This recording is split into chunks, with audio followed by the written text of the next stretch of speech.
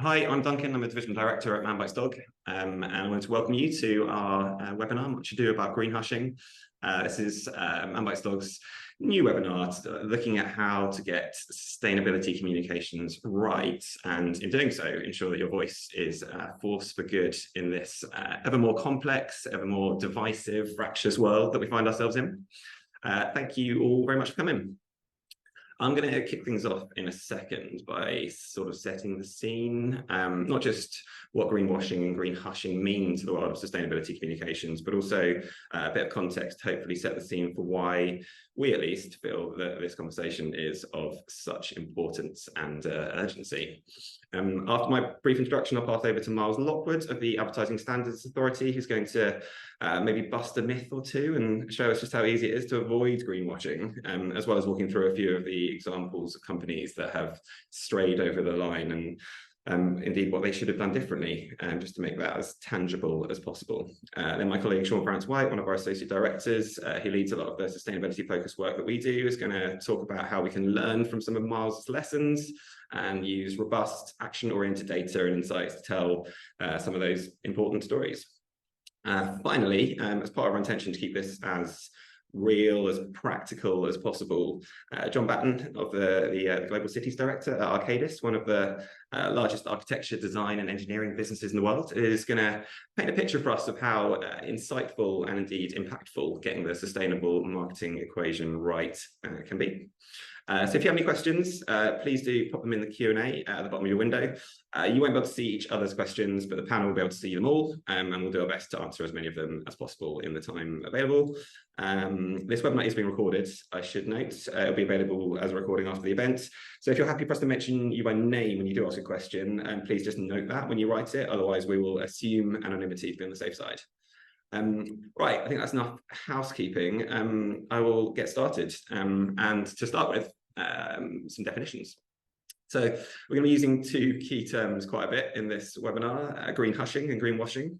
Greenhushing, to my way of thinking at least, is kind of the opposite of greenwashing. So greenwashing, as I think we mostly all know, is speaking about sustainability without a strong foundation for your words. Greenhushing, on the other hand, is kind of not speaking when you actually do have a foundation to do so.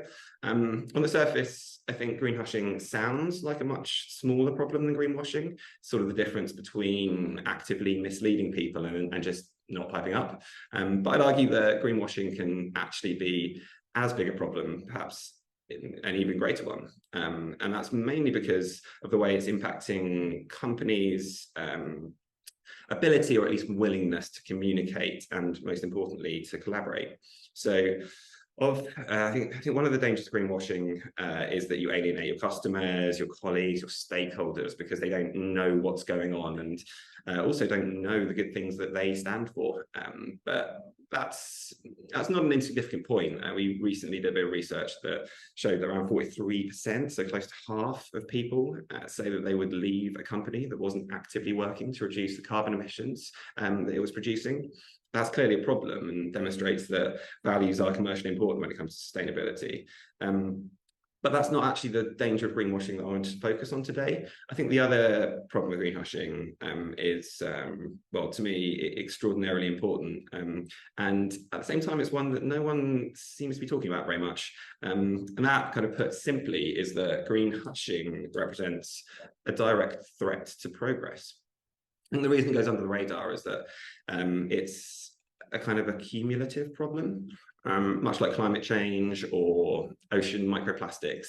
Each individual contributor plays only a tiny part, but collectively they create a vast problem that can drastically impact, for example, carbon transition. And why that's so important is that because for most organizations, greening the progress they're making to become more sustainable is an immense challenge. It's one that's far too big, really, to figure out by themselves. They need transparency to see what other organizations and their peers are doing. And they need to learn from those parallel struggles that are going on around the world. Perhaps they might even need to collaborate in a public direct way, actually, with through partnerships, joint ventures, that sort of thing, in order to get where they're going more faster and more effectively. But the problem, of course, is that if no one's talking, if no one's bouncing ideas off each other or feeding off each other's innovations and learning from building on new best practice approaches, then we all lose, because we don't solve the problem. And in this case, the problem is an existential threat. So when you think about it in those terms, greenhushing perhaps gets a little less attention than it deserves, something we're hoping to rectify in today's webinar. But ultimately, the first step in avoiding greenhushing is to be fully confident that you won't stray into greenwashing, because that carries some pretty serious brand, legal and financial implications. So I'm going to hand over to Miles now, who's going to, well, Miles is about as much of an expert as it's possible to be on that exact topic. So Miles, over to you. Okay, that's an introduction. Thank you very much, Duncan, setting the bar high for me there. Well, look, good afternoon. It's great to be here. I'm looking forward to this discussion. It's a really important topic, an interesting one. Looking forward to the debate. Yes, so Miles Lockwood, I'm the ASA Director of Complaints and Investigations. And so in my day job, I'm responsible for all of the 30,000 complaints that we deal with at the ASA and all the project work. And for the last couple of years, I've also been leading the ASA's work on climate change and the environment, which is perhaps the major piece of work going on at the moment with the ASA. We have multiple work strands underway, and to give you a flavour of that work, we currently have proactive work strands underway that are looking at diverse issues such as claims and ads that touch on the issues of carbon neutrality, net zero, energy, transport, home heating, waste claims, by which I mean biodegradable plastic, compostable, and so on, and food sustainability claims. And that work is involving a blend of investigation and enforcement, public research, collaborative working with partner organisations such as the CMA, the FCA, DEFRA, the Department of Energy Security Net Zero on carbon neutrality, Voluntary Carbon Markets Initiative, and so on. There's a whole plethora of people that we're working with, so we're very busy. Why we're doing this? Well, climate change and the environment, as Duncan has already said, is the issue of our age, isn't it? And our view is that advertising, and I guess if you think about it by extension, ad regulation, we think has got a critical window of opportunity to ensure that it is seen as a net force for good in the push towards the UK's legally binding climate goals. Now, advertising has not to date really been at the centre of debate about how we get there, and it's not really been at the centre of scrutiny. But that is changing. That picture is changing. It's changing rapidly. So if you look broadly across the world, some jurisdictions we're seeing statutory interventions to limit advertising emerging. So in France, for instance, some forms of high carbon advertising have been banned by law. In the Netherlands, we're seeing emergence of bans on high carbon ads in certain contexts, in city centres, for instance. And whilst we're not really seeing that yet in the UK, although today actually the Green Party has announced, its policy to ban high carbon advertising, you might think, well, who cares? It's the Green Party, but I say canaries in coal mines. In the UK, there are increasingly successful localised campaigns focusing on pressuring local councils in out-of-home contexts to ban forms of carbon advertising, which are having some success actually. And that debate, it's been on the fringes. It is beginning to leak into other contexts, such as policy forums, such as the UK's Climate Change Committee. There is, for instance, currently a piece of work underway, research underway, commissioned by the Lancaster University, which is supported by the Climate Change Committee. I'm on the advisory panel for that, and it's looking at the issue of whether and how high carbon advertising should be regulated in the UK. So as I say, there's a window of opportunity for businesses, I think, to be the heroes in the transitions we need. There's a lot of doom and gloom around this, but advertising influences purchasing decisions, we know. It's why businesses advertise. So, if businesses get on the right side of the argument here, you do have the opportunity to be the hero in the space in the coming years. It's vital that advertising is seen as a force for good, rather than allowing a narrative to take hold that suggests that that is part of the problem, perhaps as we've seen with the narrative around HFSS in recent years. So look, that's a context for our work, and that's why we're prioritising some of the sectors I've mentioned for proactive work. We want to have the biggest impact by ensuring that those sectors that make the biggest carbon emissions are responsible for the biggest environmental impacts are getting the houses in order. So yes, over recent months, the debate has swung onto this rather I think, simplistic trope that the choice is one between greenhushing and greenwashing on the one hand and greenhushing on the other. And, really, yes, it just don't buy the argument. To reduce the debate to one which offers the choice as being between making, on the one hand, unsupportable, misleading, untrue claims, or just saying nothing on the other, is, we think, an abdication of leadership. We all have a responsibility here to find a pathway between the two, and the ASA thinks there is a pathway. It's obvious that we need to see less greenwashing, less misleadingness in advertising, but we fully support advertising that informs, educates, and entertains people into making better choices for the environment. And the pathway business needs to find is one that more authentically represents where that company is at, what a product is capable of, why a service is more sustainable than an alternative. So, what are problems are we finding, and what can this tell us about what the solutions are, what the pathway is? Well, in very big, broad terms, big meta terms, the problems we find, are not masses of advertisers who are deliberately setting out to greenwash. We do think that most businesses are trying to get it right, but we see time and time again businesses tripping up, often in ways that have quite an easy remedy. And it seems to us that in an effort to present green credential, some businesses often default to big, bold, broad brush, expansive, bombastic, or vague claims. Businesses obviously want to legitimately to talk about their sustainability journey, but too often they're not getting the balance right, not engaging with the detail, or not being clear enough to consumers about what it is that they're doing, and in doing so, they trip up. So, it's important, I think, to remember that in this space, that environmental claims are sometimes some of the most difficult and complex to get right. Adds complexity to this debate. When you think about it, they often involve holding and verifying complex underlying scientific processes. They sometimes involve knowing the complex supply chain of a product, which might be out of your direct control. They involve an increasingly complex regulatory environment. And I don't just mean just us, but I mean the controls that government is placing on some claims and processes in different sectors.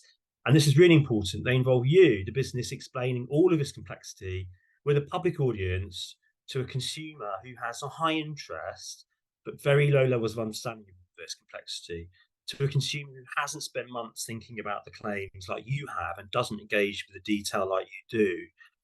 Now, it's certainly the case that through some of our recent decisions, we've been sending out a message that the days of these hyperbolic, unsupported green halo claims are over. Businesses in high carbon sectors do need to take a special care not to overclaim and to be more balanced in their advertising now. And I'm going to show a couple of examples of that in a moment. But for the most part, the solution is often a lot more simple than some of the recent commentary around this greenwashing, greenhushing debate would suggest. A little more balance, honesty, a little more care and thought in the production of green claims will usually be enough to keep you on the right side of the line. So if I've got one single piece of advice today, it's this: green claims in ads are safest when they're limited, qualified, simplified, dialed down, and when they depict the authentic picture of where a business is, where a business really is right now or in the near future. And what I'm going to do, I'm going to finish off this by showing a few examples in practice, because that brings it to life a little bit. So just bear with me while I share my screen. So we've got start off with, at one end of the picture, I guess this is what I call greenwashing in its most negative form. You've got entirely unsupportable claims, certainly in relation to where technology is currently. On the left there, you've got Deutsche Lufthansa, who this year put this ad out, poster ad, which said they were connecting the world and protecting its future. It's a beautiful ad, isn't it? And it was connected in all the detail behind the scenes with all the links to, some very, very long-term contingent things which might happen in the future, which might make flying sustainable. But look, flying is about the most carbon intensive thing you could do. And a airline at the moment cannot legitimately say that it is protecting the future of the planet through any technologies which are available or might be available in the future. So it's just a bombastic claim that an airline should not be making. And similarly, other ends of sort of the scale, an SME there, Sol Eco Grass, plastic grass. So they said, first of all, their grass was eco-friendly, eco grass. Well, there's nothing eco-friendly about grass. The plastic grass is there. It depletes natural context. And yes, it was recyclable, but it was only recyclable if you took this particular grass to a facility in the Netherlands. It's just overclaiming. You shouldn't be making that sort of claim if you're making that kind of barrier for a consumer to make that sort of product recyclable, particularly when We have evidence, which we're about to publish in November, which says that most people think, if it says recyclable, you just stick it in your local council bin. They don't think that far ahead or into that much context or complexity. Second sort of section, a more balanced, realistic picture required. And this is a TV ad, so I'm not going to show you the whole thing, but it was an ad for Shell, and it was Shell who was showing a number of their green initiatives. So, wind farms, e-vehicle charging, hydroelectric, all that sort of stuff. And it was making the point that Shell is, investing trillions into green initiatives, and it was included straplines such as Shell is powering progress towards a green future. Now, this is a bit of a theme this year because you've got a high carbon emitting sector here, which is making what we would describe as a green halo claim about the good they're doing for the environment. But it was a fraction of the total carbon emissions that this company has now or is likely to have into the future. And what we said through this ruling, through similar rulings, is that if you are in that kind of sector, you really need to add more balance into your advertising in this day and age if you are talking about your green initiatives. And the good news is we are seeing some really good examples in the light of our recent decisions on oil, gas, and other sectors in this area. We are seeing companies who are adding balance, simple balance, just a sentence or two, which give consumers a more informed picture about where the balance of activities is and where it will be into the future. So, this point about greenhushing, preventing companies, even in high carbon emitting sectors, from doing anything is not true. Don't fly in the face of facts. Anglian Water, another TV ad, but the essence of it was that they were again doing lots of good things for the environment, lots of green imagery, lots of green trees being planted, lots of green fields being restored, and messages around how everything Anglian does now and in the future is for the good. But Anglian, in its most recent performance, as defined by the EPA, the Environment Agency, had given Anglian like 0 out of 5 stars for its environmental pollution impacts and remedial actions that required improvement. So, the evidence here just suggested something which was completely at odds with the message that Anglian was putting out about its impact on the environment. So, look, you've got to follow the evidence. You've got to be realistic. It was just completely wrong for Anglian to be suggesting that everything they do at the moment is for the good when they require improvement in terms of their pollution incidents and so on. And finally, this is what we see most of. It's just where we get a little bit frustrated because often it's really simple stuff which fixes the problem, and where just a simple or limited claim would actually make the ad okay, or a bit of qualification would make the ad okay, but where people just don't think it through enough.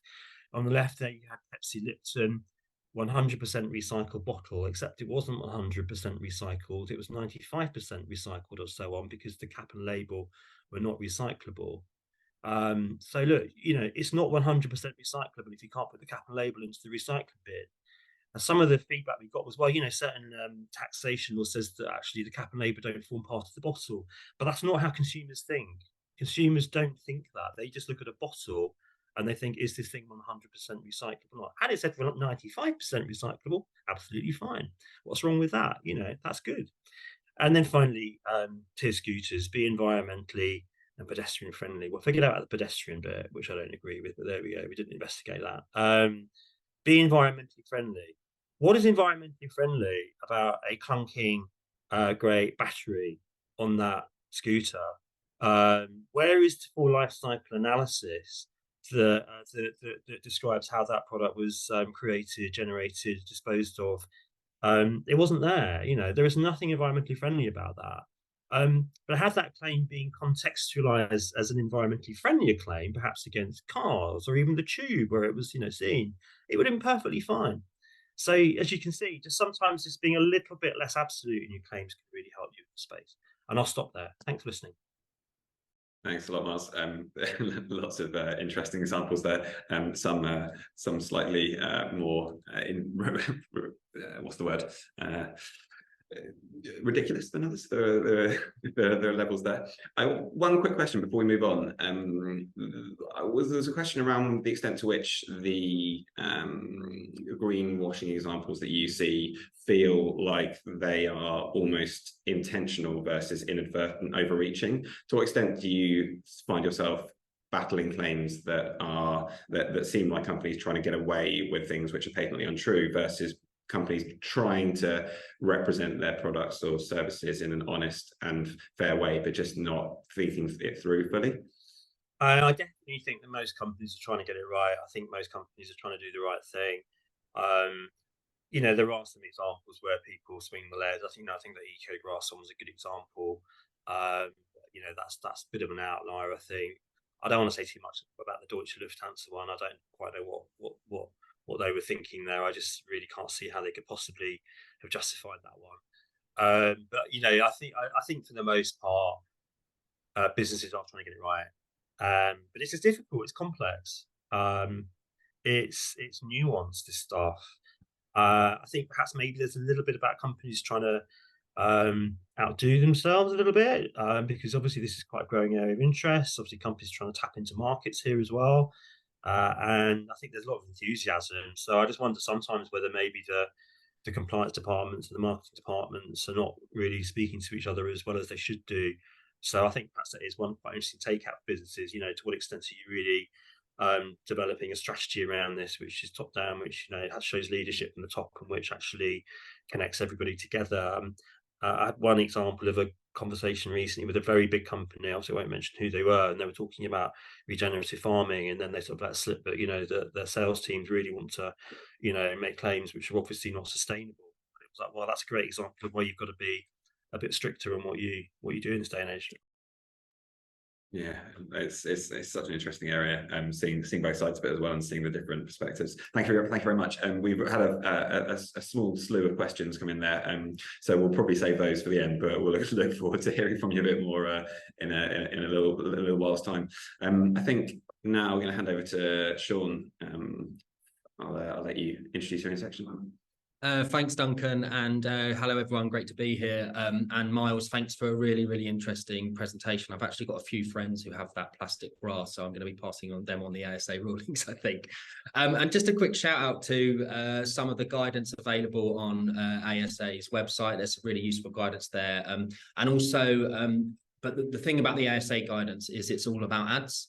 And a lot of people on here, and a lot of what we do at Man Bites Dog is a bit more bigger than that. It's about integrated communications, integrated marketing, and the CMA's Green Code is actually a really helpful document to look at, and that's got 6 principles which you can follow to sort of dictate your comms and marketing, and they're really, really simple. And I just thought I'd just list them off because it's really helpful to bear in mind and frame some of this discussion. So number 1 is be truthful and accurate, so just live up to the claims you're making.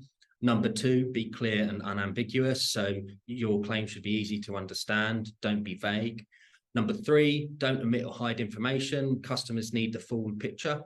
Number 4 is only make fair or meaningful comparisons. Number 5 is consider the full life cycle of the product. So look at the impact across the value chain. And finally, number 6, and this is what really relevant to our discussion today and about thought leadership, substantiate your campaign. So anything you're putting out there, you need robust or incredible evidence to back that up, and that should ideally be backed up by data. But once you're clued up on the rules, making green claims, or essentially being truthful about your product or service, let's be honest here, this should really just be a hygiene factor and part of your business as usual. But as Duncan and Miles have both been talking about, it's a fear of making unsubstantiated claims is stopping some organisations communicate about sustainability at all. And this is a real problem. It means best practice is not being shared and gives the impression that an industry or sector isn't making some positive contributions when they might be. And if we think of a sector like steel, concrete, some of the construction industry, them hitting net zero is a massive part of our global net zero, and they're doing some really interesting stuff, but some of that's not actually being shared. So industries collaborating within sectors, between sectors, is going to be really important, and that's where greenhushing can become a real problem. But as I say, I don't really want to talk about claims too much. I want to talk more about the big ideas or the thought leadership that we share. And in particular, and this is really crucial, applying the same rigor we show when backing up our green claims to that thought leadership content. So Miles talks a lot about claims, about products and services. I want to talk about using that same rigor about the campaigns and the thought leadership content we produce. Because I think thought leadership is a term which has been around for a long, long time. It means many different things to different people. But I would argue, particularly in the context of sustainability, thought leadership is no longer just about what you think. It's very much moved on from that. I think 5-10 years ago, thought leadership was kind of a hyper optimistic business futurism. So think sort of solar, autonomous cars powered by solar tower blocks with sort of wind turbines on top of them.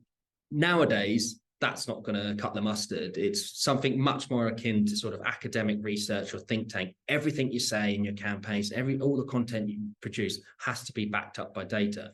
So thought leadership in the context of greenhushing and greenwashing is not just about having a view on something, it's about validating those views.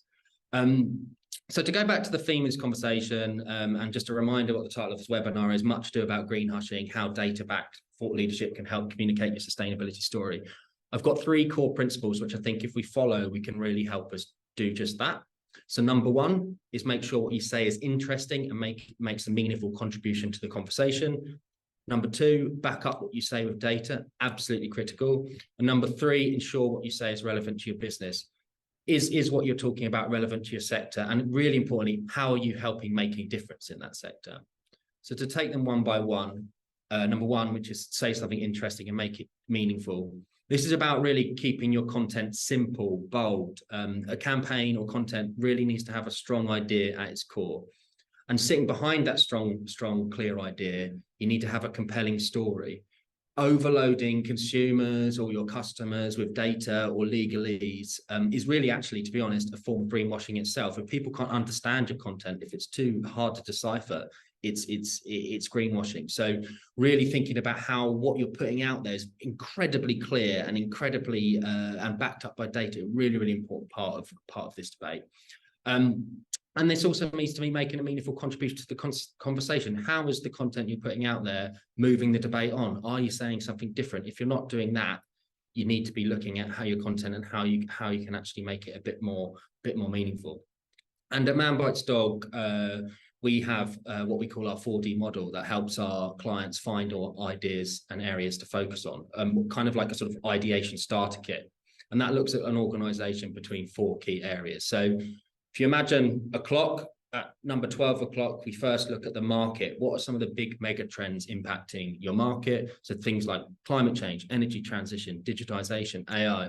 We then look at how those big mega trends impact your clients. So how do those mega trends impact with their concerns?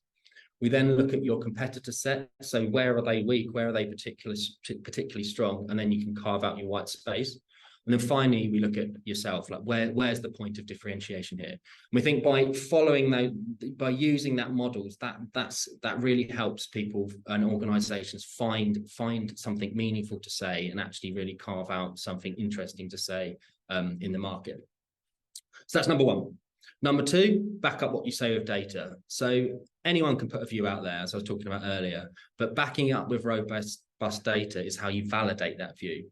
And as we all know, this is vitally important to get stakeholders brought into the process as well. So anyone can put together a blog, put together a view, but if it's backed up by data, that really helps with getting sales teams interested in the idea. It helps with getting legal teams on board and actually over the line and actually out into the outside world. And it really helps with, really importantly, getting your C-suite, getting your leadership teams involved. So data to back up your ideas is a great way of getting that all-important internal buy-in. But also once the campaign or the thought leadership content makes it into the outside world, the data points help get the customers interested, get your sort of foot in the door to talk about this particular issue, and also get journalists interested in the world in it as well. At Man Bites Dog, we're sort of comms consultancy and heritage, so we're always thinking about what's the PR impact of what we're doing. So getting journalists interested, getting data points which will help them create their story is a really important, really sort of added benefit of backing up with what you're saying about data. And there are lots and lots of ways to get to that data. There's not an exhaustive list, but generally, at Man Bites Dog at least, there's 3 types of data we use three methods we use to get to data. The first is economic modelling. So we develop a model to project what the economic impact of the trend or idea you're sharing could have on economies or sectors or companies themselves.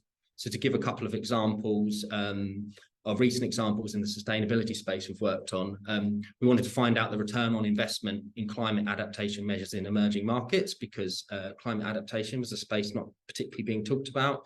So we developed a model to work out, if you put $1 into adaptation today, by 2030, how much would an economy get back through avoiding and loss and damages and GDP growth.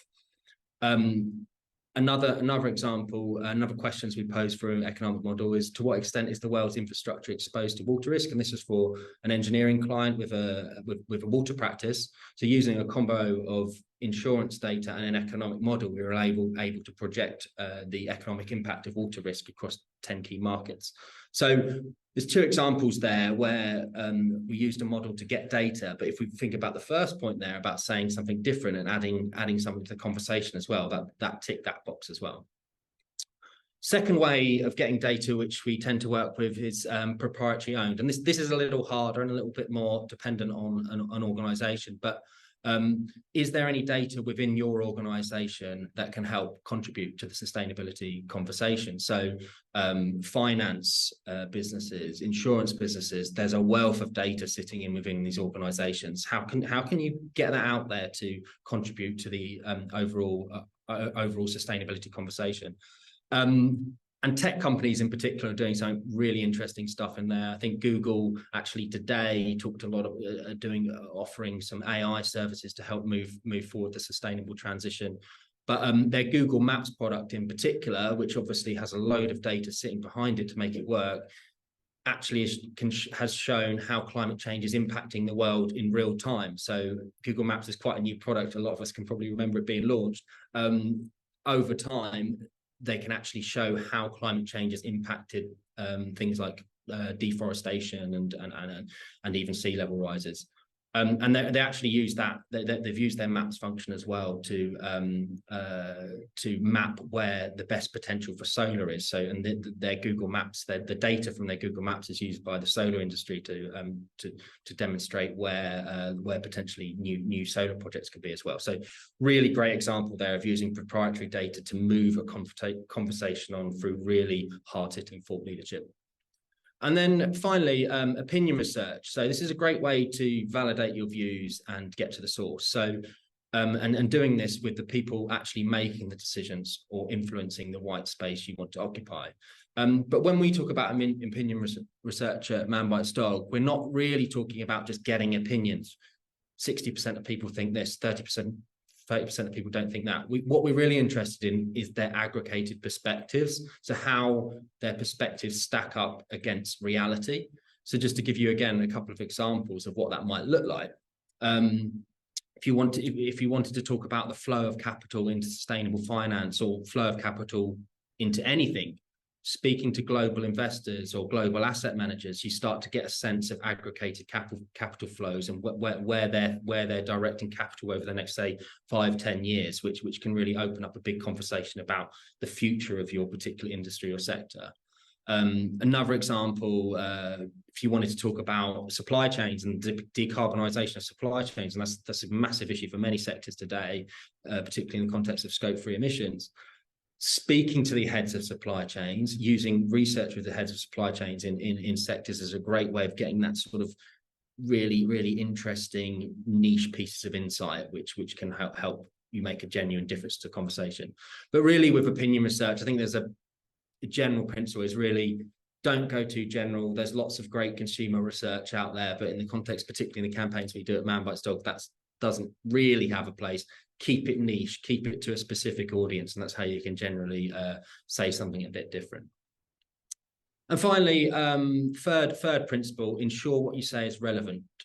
Anyone can say something interesting or controversial to get tons of coverage.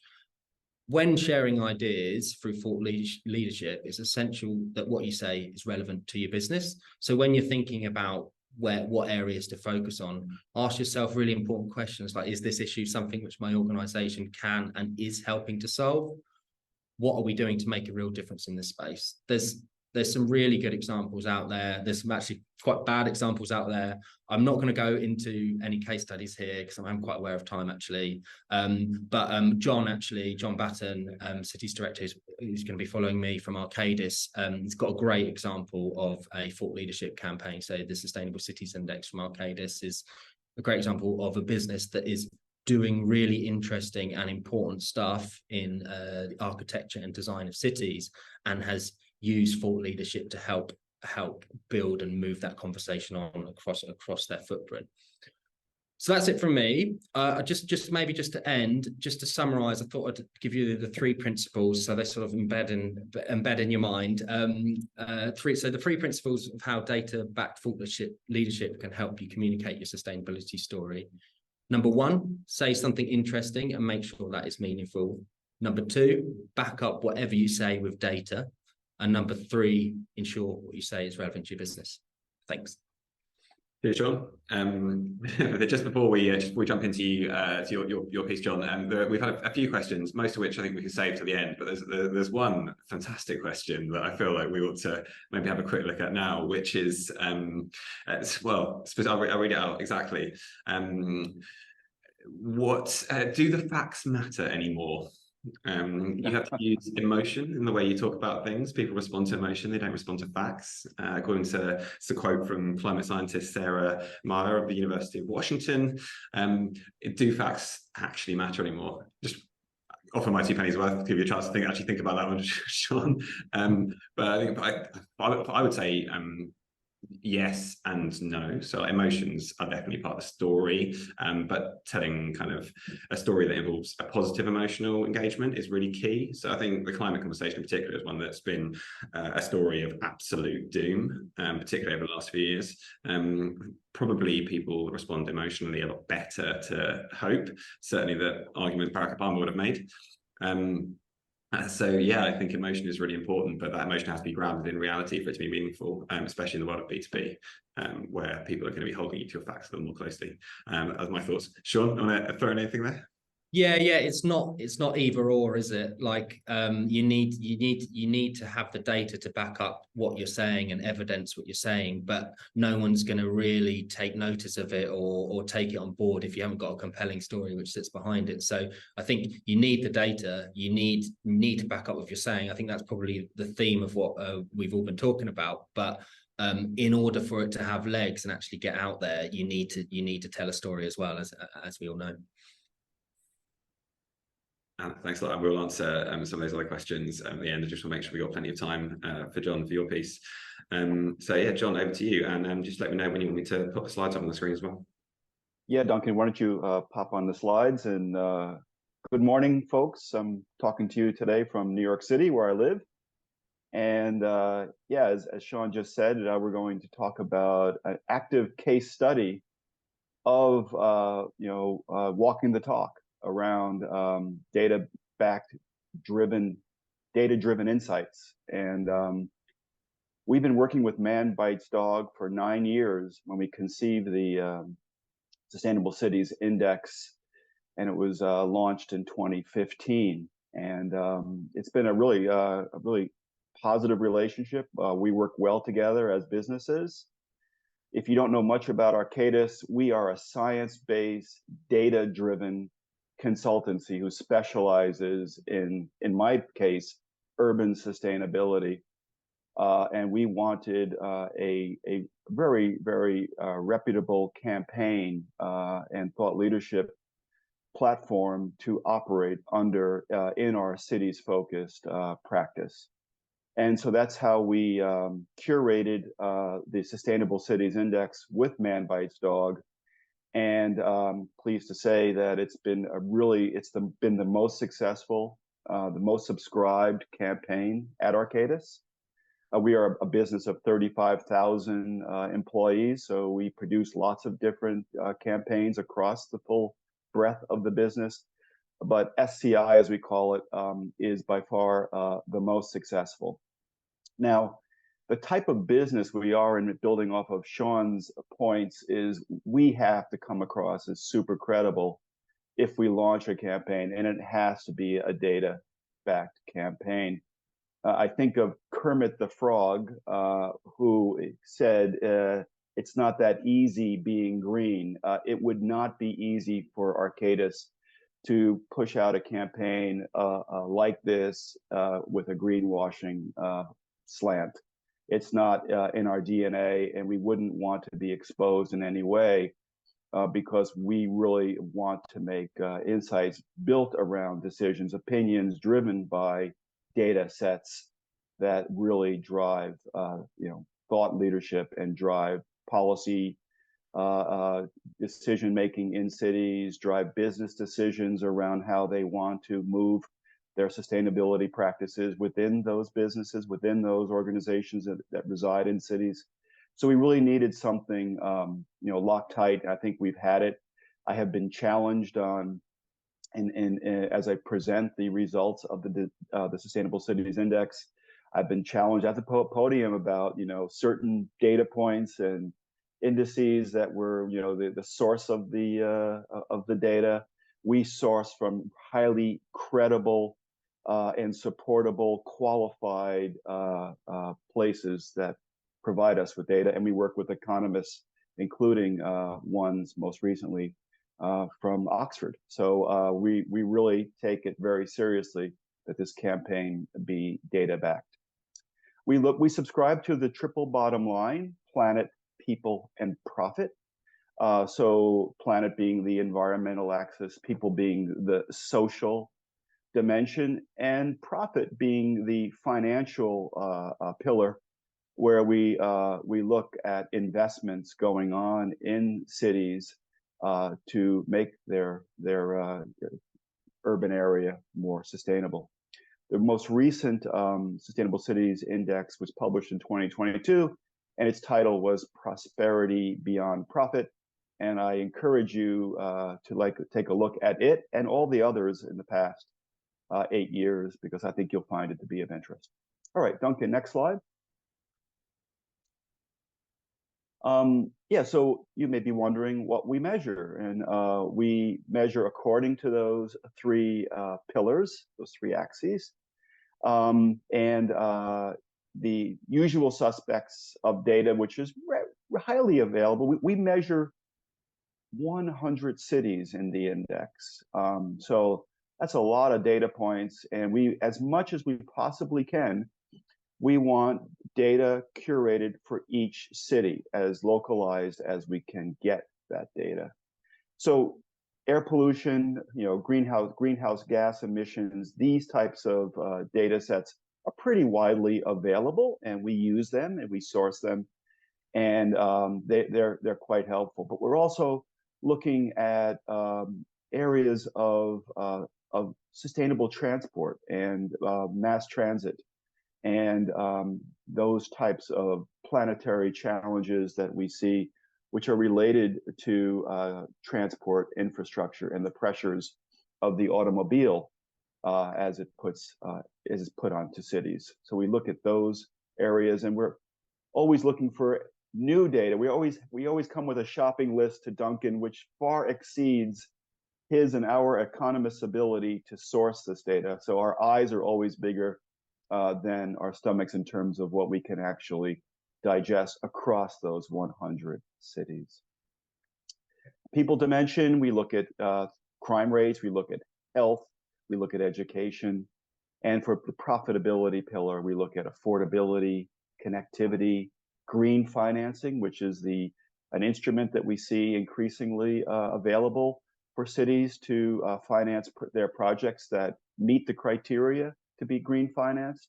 We look at job creation, and we look at the ease of doing business in a particular city. So this is just a smattering of examples of where we measure, and I encourage you to go deeper into the actual campaigns to see which data points are of interest to you or your city. All right, and our next slide. So in the most recent 2020 Sustainable Cities Index, we measured 51 points, 51 data points across 26 indicators, equally weighted each data point, and within each pillar, their weights were also equal. And the 3 pillars, as I described before. So 51 metrics is a healthy data set, and that's really important for us as well, that we want the data sets to be robust, to be supportable and qualifiable and well-sourced. So that's a strong number.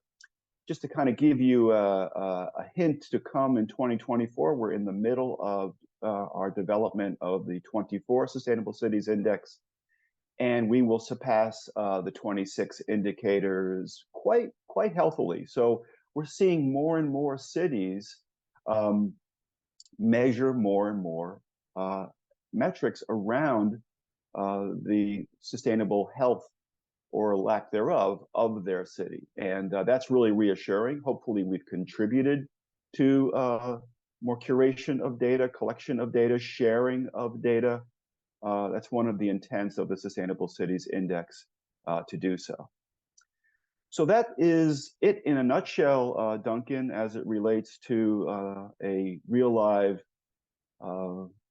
case study, walking the talk, putting data at the center of a campaign, as Sean described, and not stretching the envelope at all, Miles, and representing unsupportable data or opinions on the back of this campaign. That's not in the best interest of our business. So that's where I come from today. Thank you very much. One quick question just on that piece, John. It's kind of, I think it's a little bit more broadly about the impact of successful thought leadership.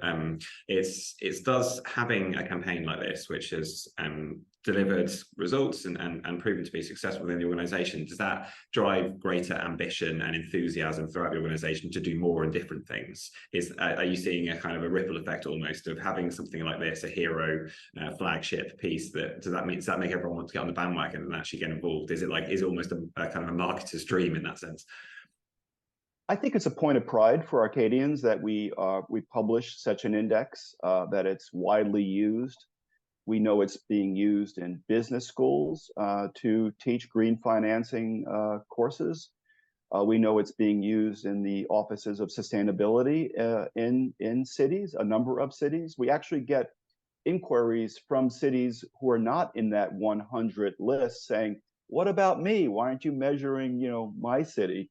And I think there's a definite sense within Arcadis that a campaign of this scale, it's touching hundreds of millions of people who reside in the cities, is something that we should feel proud of. So yeah, it's well received within the organization and equally well received in the cities and the businesses that are hosted in those cities. That is extremely interesting as well. Thank you so much. Right, we have quite a slew of questions. Apologies if we don't get a chance to answer yours. We'll do our best in the next 10 minutes to get through a few of them. But we're just going to switch over to gallery view so we can have a bit more of a conversation. And then I think maybe the first question, which I might throw out to you, Sean, is specifically around the data points that you mentioned. So do you think that there's a time limit on data nowadays with sustainability evolving so quickly? The points like clients' results used in case studies have a longer shelf life, but in terms of kind of things like surveys conducted, calculations based on proprietary data, do you think that stuff's getting to expire a little bit faster? Yeah, absolutely, yes. But it also depends on the types of data you're using. So I know with the Sustainable Cities Index, which John's just taken us through, for instance, that's refreshed every year, and ostensibly it's similar things we're looking at, but it's always looked at with a different prism. So that really helps in keeping it fresh. I think surveys are definitely something which have more of a limited shelf life, particularly like I think as the question sort of pointing at is like everything's changing so much nowadays, particularly in the sustainability space and what might be going on in supply chains. I mean, let's take the electric vehicles market for instance. What was happening 2 years ago in the electric vehicles market is a very different thing which is happening today. So that really impacts. But I think it depends on the types of data. Opinion research is, in particular, is something which has more of a shelf life. But I think the economic modelling and couple of examples I shared, that perhaps has the longest shelf life, because it's really is looking to the future, and it's looking to those 2030 and 2050 goals, and a bit similar to what you were describing, John.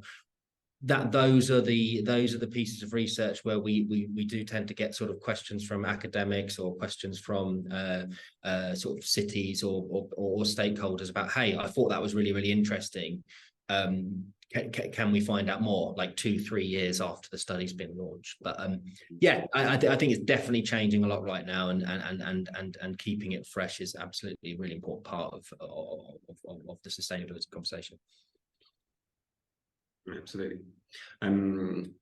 Miles, a couple of questions here that I think might be quite applicable to you, particularly this relatively juicy one around your experience with advertisers who've been investigated for dodgy claims in advertising, like whether they engage constructively, typically with the ASA, to improve their messaging, or do they kind of get on the defensive and try and justify themselves a lot of the time? Do you find that these are quite open conversations, kind of constructively, or less so?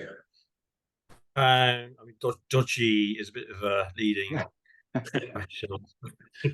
I mean, yeah, I mean, it depends. I mean, the investigation process can be quite adversarial sometimes. So we do sometimes find ourselves engaged in quite complex, detailed, and difficult conversations, particularly with better resource companies who employ lawyers. But actually, for the most part in this space, we haven't seen too much of that. I mean, people will obviously want to defend their claims for the most part, but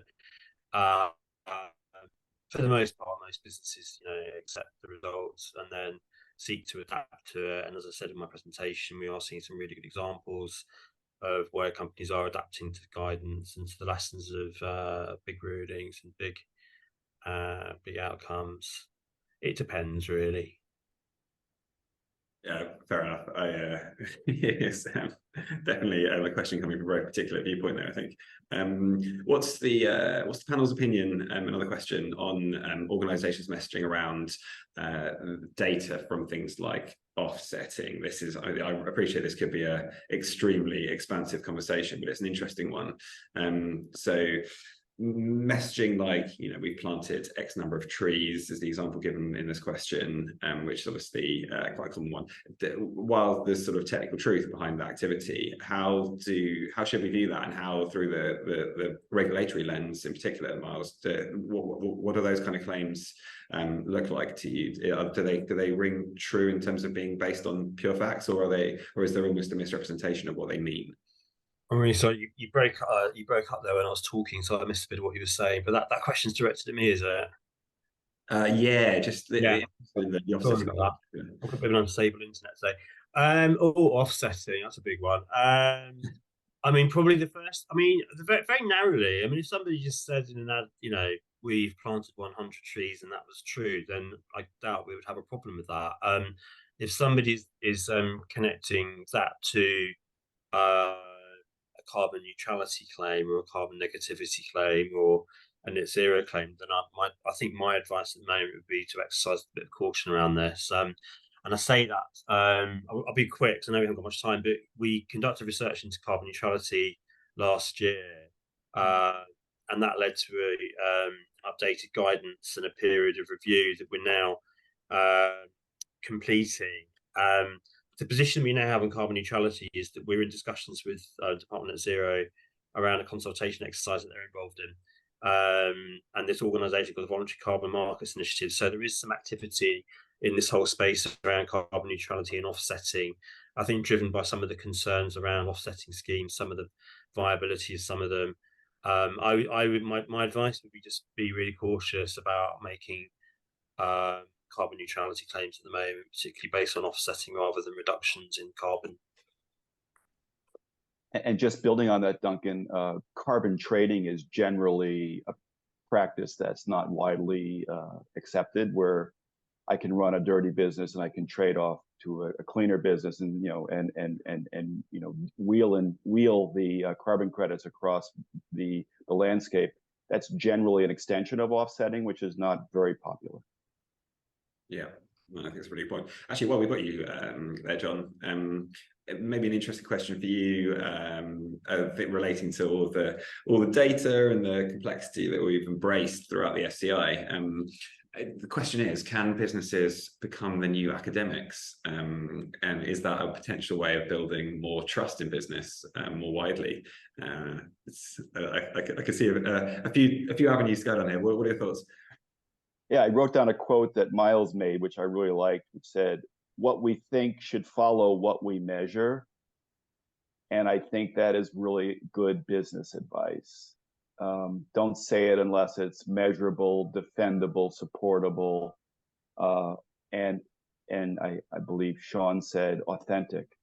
I think so businesses should really be aware of what they are measuring, not measuring, and represent their positions, represent their climate actions, their sustainability platforms around measurable, defensible data. Makes perfect sense. I will throw this one open to the panel, actually. Not sure who necessarily wants to take this one on. It's about how data-backed campaigns, to your point, Sean, can inform the wider comms strategy of an organization, and whether it helps organizations when it comes to working directly with clients or using that data with prospective clients through, I assume, things like gateway services, maybe, or benchmarking tools or something which allows the clients, prospects to engage with it. Yeah, maybe I'll jump in there, and John might have something to add on to that. But yeah, so when we're working on a research project or a thought leadership campaign, it's usually gearing towards a core content asset, a piece of content that articulates the story with all the data included in that. But that is really just the start of the whole process. That's usually housed on a website, or increasingly videos, and or even a sort of a microsite.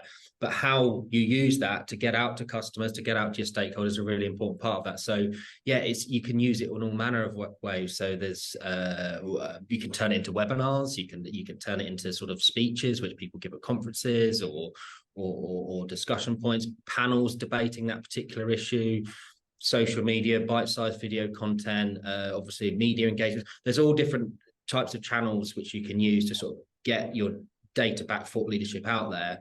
But at its core, having a strong idea and a strong story which is backed up by data, that has to happen first, and it all sort of comes from there. Yeah, absolutely. And actually, that feels like potentially a good note to end on, as we are pretty much out of time. So just a final thank you, John. Thanks, Miles, very much for your time joining us on this one today, and thanks everyone who came along to have a watch. We'll follow up with a link to the recording, anything like that, if anyone wants to check back in afterwards. But it's been a pleasure. Thank you very much. Thank you, everyone.